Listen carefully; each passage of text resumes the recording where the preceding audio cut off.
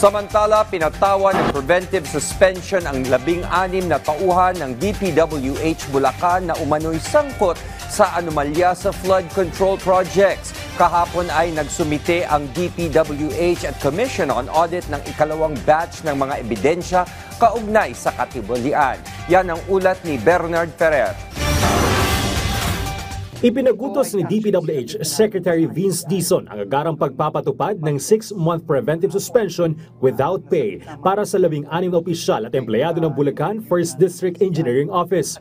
Batay sa kautusan ng Office of the Ombudsman, kaugnay ng umano'y irregularidad sa flood control projects sa Bulacan. Dahil sa pagkakadismiss sa serbisyo ni Henry Alcantara, Bryce Erickson Hernandez, JP Mendoza at Juanito Mendoza, itinuturing ng walang saysay ang pagpapato ng preventive suspension laban sa kanila. Hinahabol na rin ang lahat ng ari-arian ng 26 na individual na iniuugnay sa umunoy irregularidad sa flood control projects sa Bulacan. Sa liham na pinadala ni Secretary Dizon sa iba't ibang ahensya ng pamahalaan, hiniling niya ang kumpletong listahan ng land properties, motor vehicles, water vessels at aircraft na nakarehistro sa pangalan ng mga sangkot. Isinumite na ng Commission on Audit o COA sa Ombudsman ang karagdagang fraud audit reports na tumutukoy sa 4 na umunoy ghost projects sa ilalim ng DPWH Bulacan 1st District Engineering Office. Isa sa mga proyekto ang control structure sa Angat River, Sipat Section, Plaridel, Bulacan na may halagang 92.6 million pesos. Ayon sa sumbong sa Pangulo website, completed o tapos na ang proyekto noong June 11, 2024. Ngunit sa inspeksyon ng COA noong September 10, 2025, napag-alamang patuloy pa rin ang konstruksyon. Batay pa sa historical satellite images noong April 7, 2025, walang makikitang flood control structure sa naturang lugar, dahilan para ikonsidera ito ng COA bilang isang ghost project.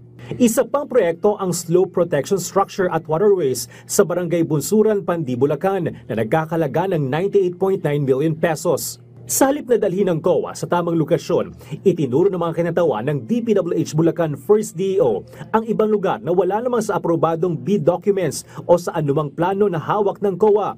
Batay sa ulat, kinumpirma ng COA na ang proyekto ay isa ring ghost project. Sa ikatlong proyekto, ang construction o improvement ng slope protection structure at waterway sa Bukawi River, Barangay Bambang, na halos 99 million pesos, muling kinumpirma ng COA na walang aktual na flood control structure sa lugar. Nadiskubre ng COA na bago pa man ang petsa ng pagsisimula ng proyekto noong April 23, 2024, mayroon ng slope protection structure sa lugar. Sa ocular inspection nitong September 10, 2025, muli ring itinuro ng DPWH ang isang lokasyong hindi tumutugma sa proyekto. Bukod dito, dati nang nag-issue ng Notice of Disallowance laban sa DPWH Bulacan 1st DEO dahil sa pagkabigong magsumite ng disbursement vouchers at iba pang dokumento sa takdang panahon. Sa ika-4 na proyekto na may halos kaparehong lugar at halos 99 million pesos, muling naulit ang parehong sitwasyon. Non-existent ang proyekto.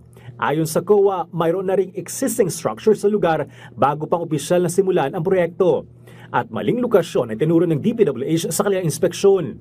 Posibleng managot sa mga proyekto ang ilang dating opisyal ng DPWH Bulacan 1st District Engineering Office, pati na rin ang mga contractor na Wawaw Builders, Top Notch Catalyst Builders Incorporated at One Frame Construction Incorporated. Maaari silang maharap sa mga kasong graft and corruption sa ilalim ng RA 3019, malversation at falsification of documents sa ilalim ng Revised Penal Code, gayon din ang mga paglabag sa COA Circular No. 2009-001 at RA 9184 o Government Procurement Reform Act. Bernard Ferrer para sa Pambansang TV sa Bagong Pilipinas.